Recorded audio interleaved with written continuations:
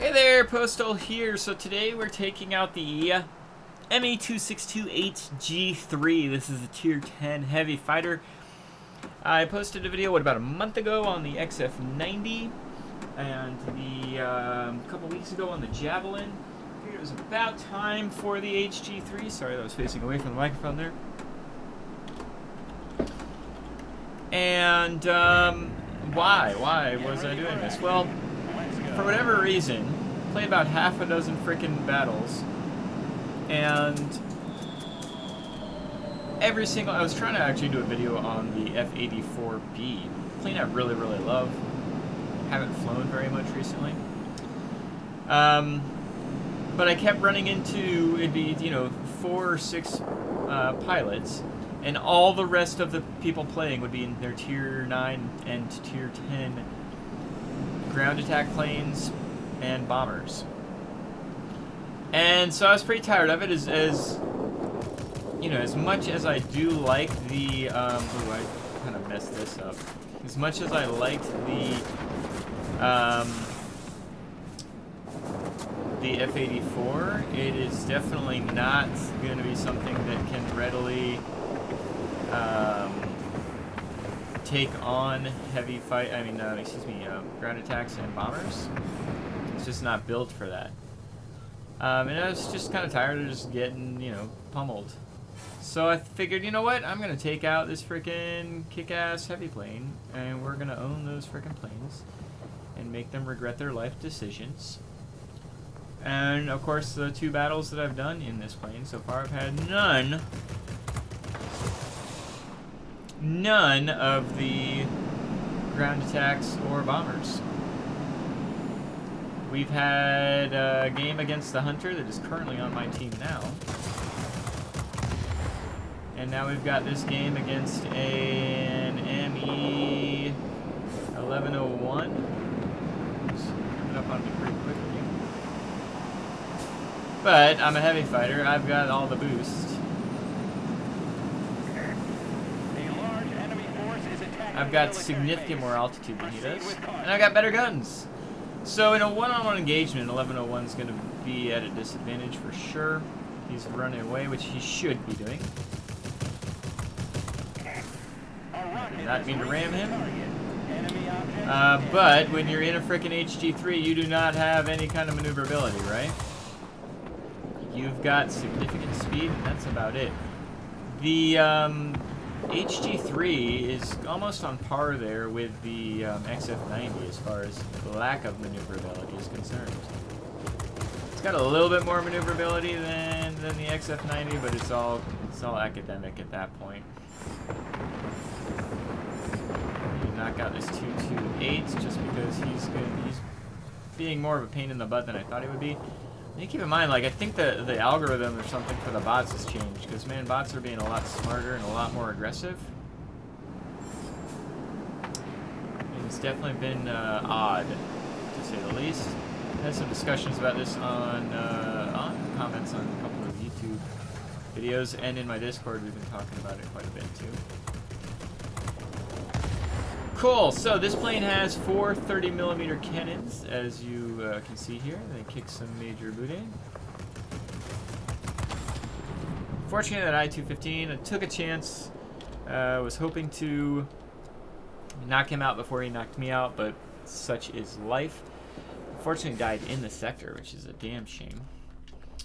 Let's go ahead. We're actually going to spawn up here and see if we can get this sector here.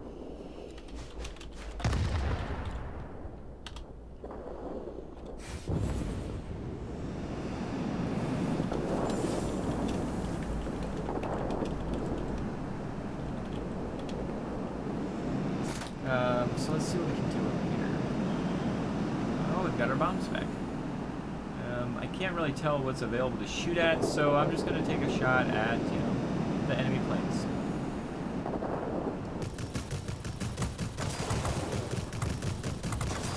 Remember, with 30mm cannons, when in doubt, aim further out. It's the best advice I can give anybody. Let's go ahead and just... frig. Dig. It's probably overkill. It's definitely overkill for that, but I just needed to drop bombs.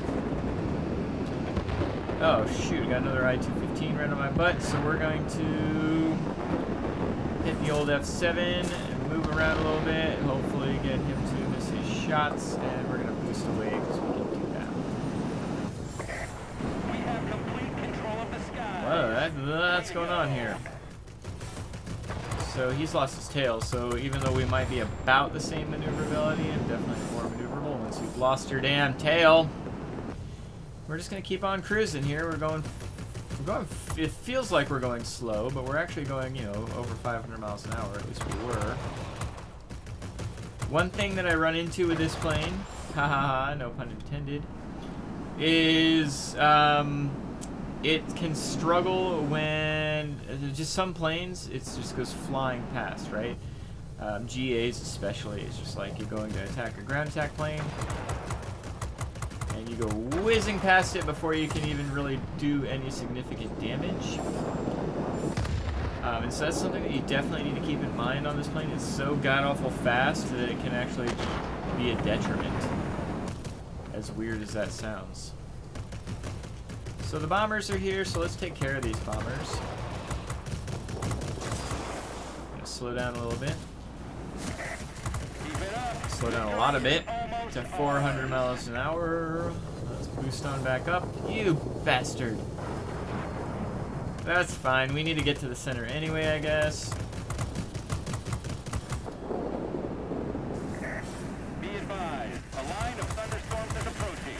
We'll soon be unable to provide support. Do you copy? Over.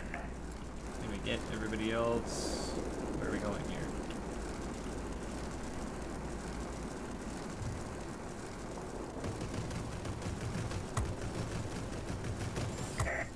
The enemy is launching rockets at us from They're the launching military rockets base. at us. What are we Take gonna action. do?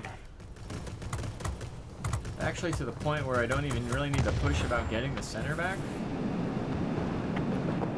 But we're here, so what the hell? Let's do it.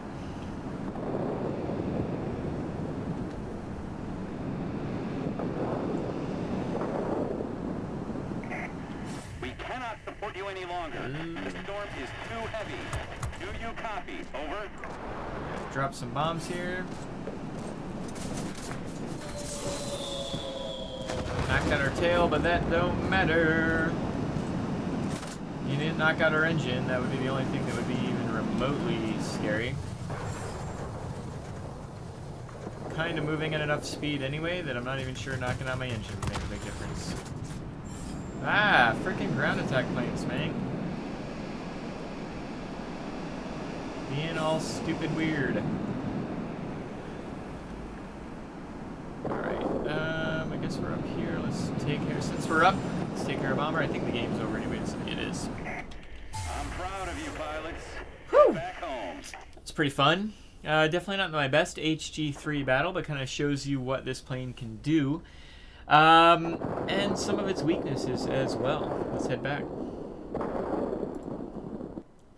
Alright, so we were able to get 12 frags out of that. 10,000 damage. 10,000 damage to the ground, too. I probably overkilled on the bombs in those sectors. But sometimes I just do that. Yeah, it's 10,000 freaking damage per bomb. So, really only needed, every time I dropped both my bombs in one sector, I really only needed to drop one bomb and save the other one. But that's something I need to change with my tactic. I need to get better at just figuring out what bombs, how much bombs actually do, how much they can flip in any airplane that I'm in, because I do that quite a bit. Hey, look, another GG from him. He's been in the last 2 battles. He was on the enemy team last time. This time we were together, so that's pretty nice.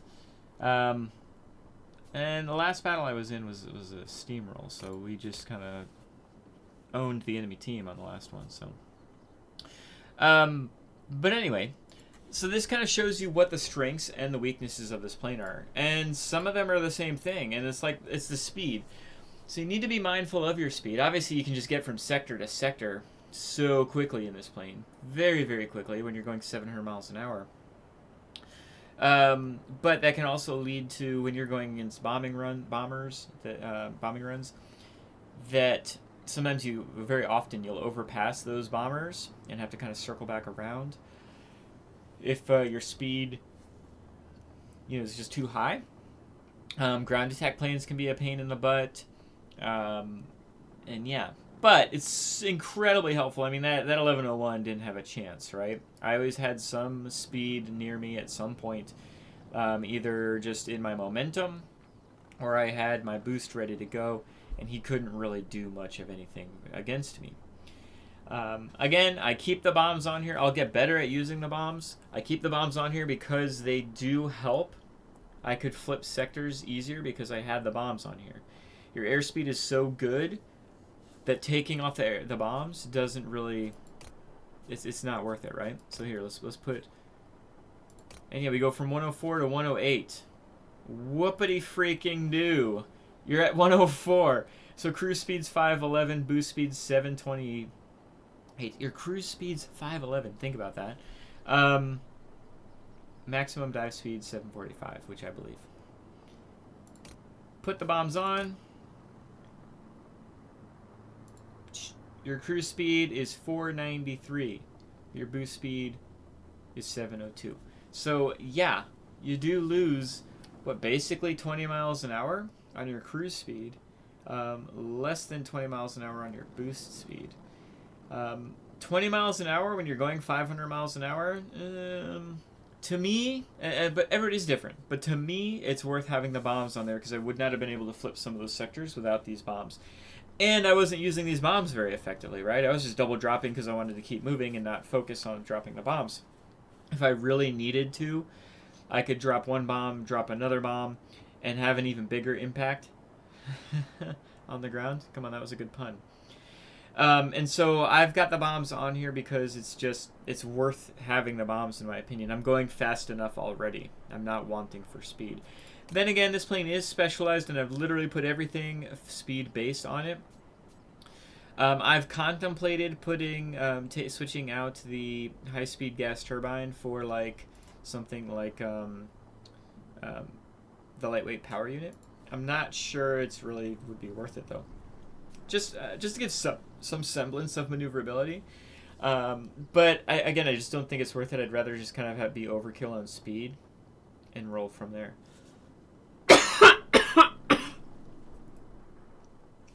As far as my pilot is concerned, he's only a 6-point pilot at this point. Oh, I guess he's 8-point pilot. Whoopsie. Oh yeah, that's right. So I put this cruise flight on here. This would be the last one I'd put on. First thing I put on, and I recommend putting on, is Marksman 1. I then put Engine Guru, and then for my 6-point, I put Aerodynamics Expert.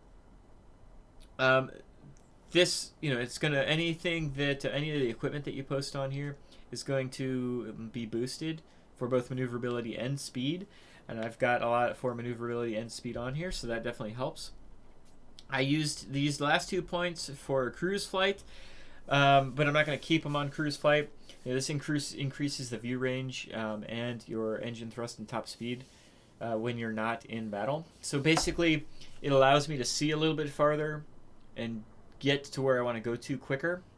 And that's never a bad thing. What I'm going to be doing once I get my final point and another 200,000 freaking XP is I'm going to put it towards Marksman 2. These are 30mm cannons, as you should be used to, the same 30mm type cannons, not the same exact cannons, of course, that you've had since Tier 7. Actually, you've had 30mm cannons quite a bit on this German line, but it's all 30mm cannons on here. They're relatively short range. That's actually why I've got the long range barrels on this instead of gas operated action. I am kind of tempted to see what it would be if it'd be better with GOAs, but I wanted to increase the range. Increased it from basically 2,300 feet to almost 2,500 feet. Again, that's just so as I'm coming in onto an enemy plane, I can start firing a little bit sooner. And yeah, plus the extra bonuses I got were to help against for accuracy and for critical hits. Of course, I'd probably get that on gas operated action as well. Long range barrels doesn't take away from accuracy, and I think that's probably why I went with this to begin with. Goes with the burst length instead. It just kind of shortens the burst length. There's definitely an argument, and it might even be better to have gas operated action just because you have a higher rate of fire. Your rate of fire is, doesn't show here. Where's my rate of fire? Do I need to show it on the actual? There you go. Rate of fire is 330 rounds a minute. You know, so increasing that certainly wouldn't be a bad thing.